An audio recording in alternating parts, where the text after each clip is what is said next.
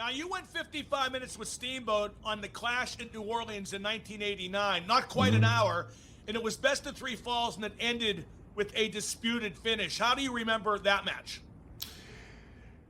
I thought it was okay. You know, for Steamer and I, we've had better. The crowd was kind of dead. I mean, I didn't think anything Steamboat and I ever did was good. That was not great by any means. We certainly had better hour Broadways. It was good. It served a point. You know, that people got fired over that because they didn't advertise it, so no one was in the building. It was horrible. They spelled my name wrong. I mean, that was typical of WCW. They put R-I-C-K. I look at this, I look at Steve-O, and I said, it's going to be a long hour. They can't spell my name right. Buddy Rogers and Pat O'Connor are sitting out there, and Terry Funk, but they can't spell my name right. Needless to say, I drank a lot that night at Commander's Palace in New Orleans.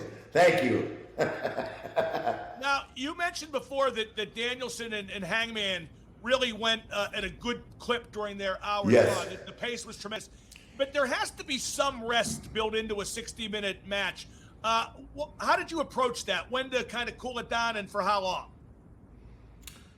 In my matches? Yeah. Well, it all depended on who I was working with. I mean, I've had a lot of matches. Listen, like I said, Mark, I feel like a lot of great matches during an hour, but I've had some horrible too. And, you know, and I can't totally blame on my opponent, but some people just aren't made to wrestle an hour.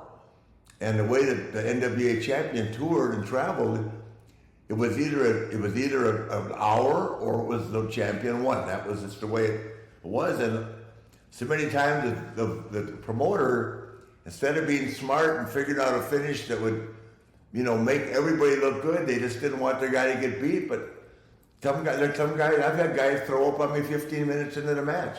What are you gonna do? You got 45 minutes left. I mean, I've had guys quit during the hour. They say, I can't do it anymore. Walk back to the dressing room. They weren't screaming at me. They were screaming at them.